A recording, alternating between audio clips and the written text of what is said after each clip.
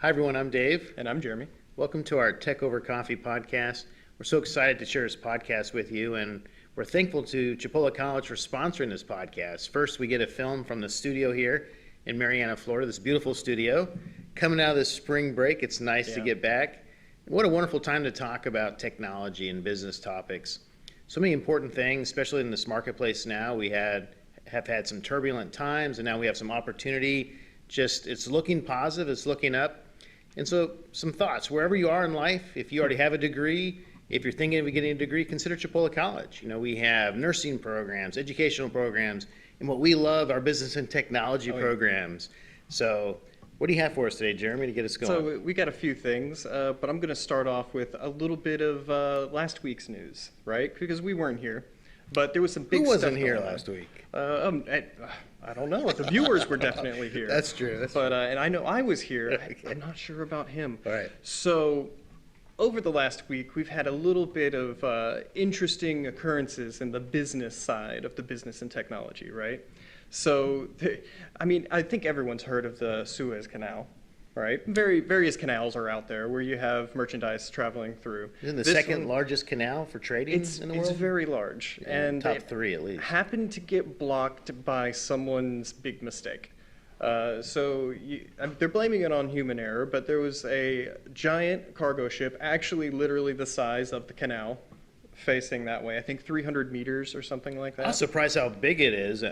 Reading some analyst reports from those that are outside the U.S., saying it's as large as they call a soccer field, a football field. That's huge. Over, 100 yards? Very, very big. Yeah. And to have all of that cargo, and they're going through a canal that's basically the size of the ship. And so if you mess it up, there goes all the traffic that was going through it. And so this big cargo ship got stuck for about 6 days from last week to this week. And then today, I believe it was just freed, which is pretty cool, but not cool for all the other ships in line. And we need to kind of read, right? They had to reroute many of them. Oh, yes. But to read about some of the technology that was involved, I guess they had to bring in smaller ships, use some robotics to move some containers off. Then they had to kind of just wedge it out of that sandbar. Yeah, and then you got helped by a little bit of the moon cycles. So you actually had the tides coming in and helping raise it up. So they did tide. high tide, I believe. So they did some digging out and actually got it right back out. So, nice, wow. So that's a good start to the week for sure. Maybe there's some technology. That's something we can have SpaceX or Tesla or fill in the blank. I saw some very interesting ideas of maybe hooking up a couple Falcon Heavies on each end and just airlifting it out. That could work pretty good, but you got to stick that landing, so hard to do sometimes. Now, we didn't prep for this. I just got to go with it, talking about Tesla. I know it's always... Yeah, we'll always have to talk about Tesla every week. But this thought was about Volkswagen. Looking about some analysts, I don't know if we talked about this, but they're saying the play is really Volkswagen, maybe not Tesla. Tesla has such a huge market share, even though when we compared before Tesla to Amazon, the roof is so high for Tesla because Amazon's already mature, already a quarter of the market. Tesla, unlimited growth. But Volkswagen, if they can rebound, they had some fraudulent activities, if that's a fair word to say it, just some data reporting, and they've come out of that, they fixed that. But they're thinking of doing a huge EV push, and so that could be a big play for investors, Volkswagen. Have you thought about that? Basically every other auto manufacturer is trying to move to EVs in some sort, right? So I could see people looking and trying to see, well, which one is going to do it better? VW has actually got a couple new electric cars coming out now. I think the ID3 or ID4. Which is looking pretty promising, but it's not got the same sort of range that Tesla has. And some of this is a technological disadvantage. But the location could... That's a good thing. They can work on it. Yeah. And it's a lot better than others that aren't even trying.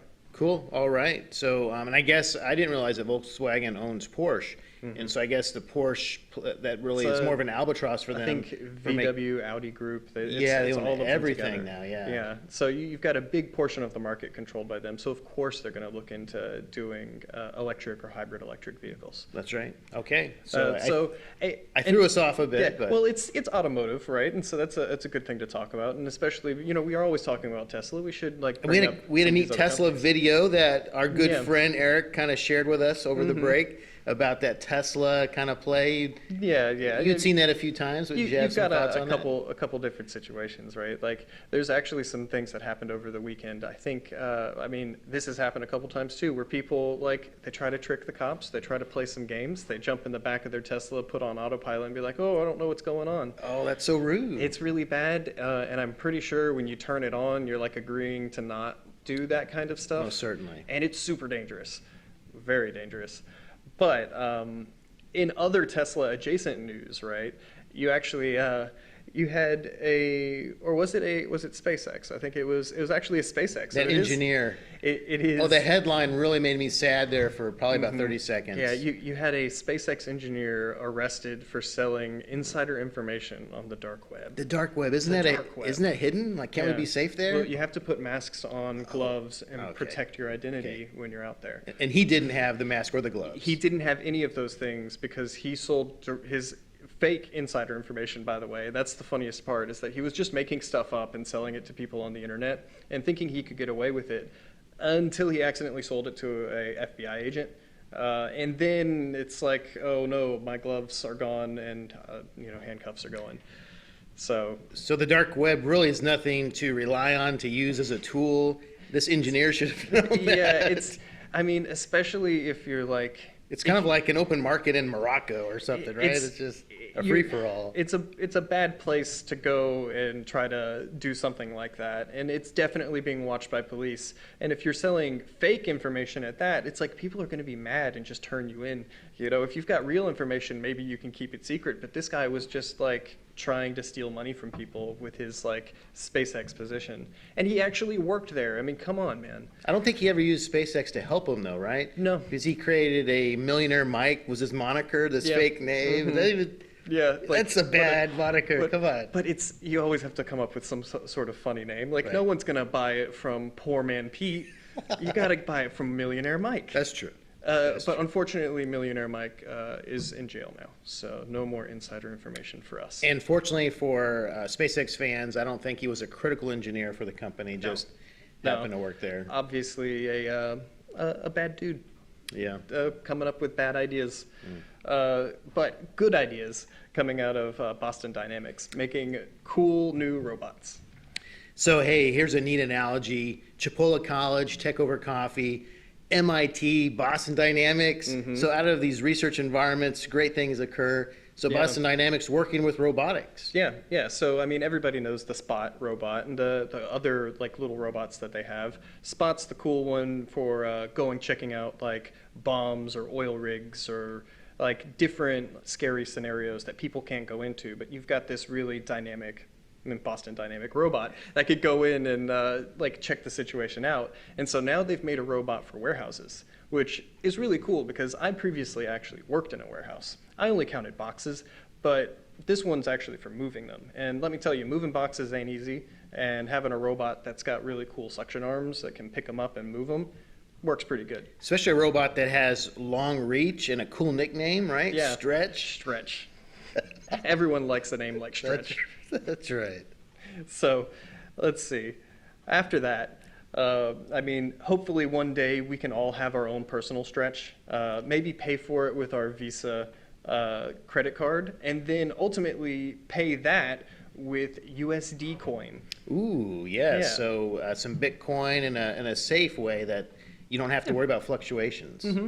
Yeah, so it's what they call a stablecoin. And in this situation, it's a pretty big move on Visa. So Visa's going to start accepting, what did they call it? It's settlements, payment settlements with USD coin, which is a digital version of the dollar. A stablecoin being, and this one is actually backed on the Ethereum blockchain, which is pretty cool.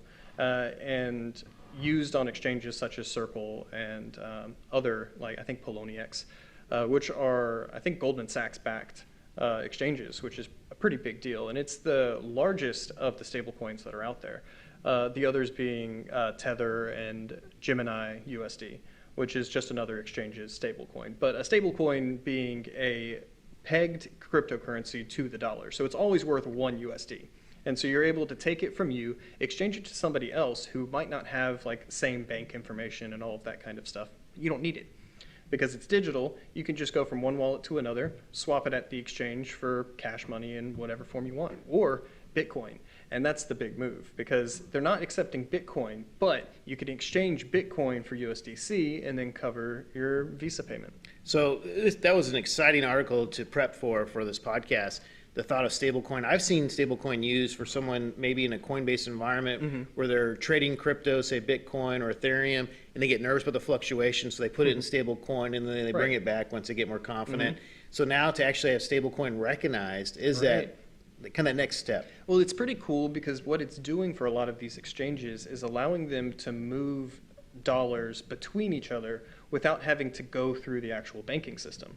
And so they have all of these USDCs covered by dollars in an account, but you don't have to move those dollars in the account because those dollars are tied to the stablecoin, and you can move those back and forth. So in this situation, it opens it up so that Visa is accepting USDC, and every place that accepts Visa will also accept USDC. So any place that has a Visa terminal can theoretically pay with USDC. So wow, a couple of thoughts with this. Looking at the central bank. Yeah. So what do you think the chairman of the Fed thinks about, or other central bank leaders, about this standard getting in place that kind of is outside the banking system, possibly? Well, it's outside of the system, but at the same time backed by the system. So it's like it's not really hurting anybody because it's just like a platform for everyone to use. And outside of the US, you actually have China introducing their digital currency. So they're pushing it on the global stage, and maybe the US market's approach is going to be a bit different. Maybe the Fed doesn't have to make Fed coin. It can just be USDC or whatever else. We have the dollar, just make a digital version that's backed by it. And then it kind of cuts out this like government control. And maybe that's better overall because it doesn't cost as much. Right, China, they're actually going all in. They're backing this this coin, this crypto that they have, and I don't have the name in front of me at all. I'm not sure what the name is. I imagine it's going to be a digital yuan, digital yen. But they're all backing that, and so that actually could give them some first to market if people are into trading nation-state crypto, which is, wow, that's a whole new play on the crypto environment. It started against that thought. Well, I mean, with any of these markets, the whole point of being able to trade between each other is to make up for subtle differences and to ultimately have everything reach an equilibrium. So just making everything digital reduces some of the frictions in the system. I mean, it's kind of annoying with the stock market, the fact that it opens and closes every day. If only it was open all the time. And it's the same with a lot of like brick and mortar banks. If you can just make it digital, you don't have to worry about that. Right. I was reading a report over the break in the Wall Street Journal that banks are kind of going away. Many towns are losing banks, and there'll be some smaller towns that won't even have a bank. Oh, yeah. So that's interesting about how everything more and more is going to the digital side, and maybe that's okay. Right now, it could make people pause. Well, it's unfortunate with it when it works like that with a bank, because it's happened years ago. I'm from Quincy, and the local Bank of America branch shut down and was replaced by a single like self-serve ATM stall, like drive-through style. And that's it. I mean, it handles most things you need, and it didn't bother me at all because they didn't even let me go inside to talk to the teller. That's how bad my account was. It's like, we don't even serve you, sir. Go outside and talk to the machine. So you're a crypto guy. I am a crypto guy, and so that's cool. I don't need to see people. I'm good with that. But some people aren't. And you know, it's how things change up. But luckily, you remove that bank issue where it's like I have to cash a check or something like that. And instead just have somebody send you a digital check. Well, you don't have to do all that extra work. You don't have to have the person in between. So some neat thoughts here as we kind of wrapped up that crypto move, which by Visa, wow. They're the largest in the market, right? Isn't MasterCard working to kind of gain some share? I think MasterCard's a close second. Okay, but they are a clear second, though, right? Yes, yeah. So it's a pretty proactive move by Visa. So I think like the Square and a lot of those activities, those are MasterCard based, right? To kind of gain some momentum, possibly? I'm not sure. I mean, each of them have their own approach. Like basically, it's the way these big companies work is that they're like, if MasterCard has Square, then Wasn't PayPal? That's MasterCard as well, I think. I'm not sure. These are some good thoughts for us to research. It is definitely some research points because I know that PayPal is its own entity itself, right? It's got a But they now lot have a of money PayPal behind card, it. and I think it it's, Oh, right, yes, using MasterCard as the backbone, of right, course, yeah. right. So it's interesting that MasterCard's had to look at creative ways to kind of make these steps. And Visa, wow, just looking at these two businesses, the Coke and the Pepsi, if you will, wow, that's a strong play by Visa. So some thoughts that you addressed already, Jeremy, of the U.S. dollar. I guess it wouldn't really matter. I mean, that's kind of the standard across the globe. We're looking at these digital exchanges, so any differences would be addressed digitally. Yeah. And then central banks, they may not care because banks even are going digitally as well. So. Well, it's kind of weird. You could end up turning the normal USD as like this settlement currency, which is used by banks and businesses on the back end, but everybody day to day doesn't really use it. I mean, even now, how often do you actually use cash? I mean, some people do, but me, I think I might have $1 in my wallet at that. So, but digital Note to wallet, self, if I need $1. All yeah, right. if you ever want to rob me, you ain't getting much. All right, Jeremy, these are great topics. I look Thank you. forward to our Tech Over Coffee podcast next week. Yeah, it's been a good one. All right, thank you.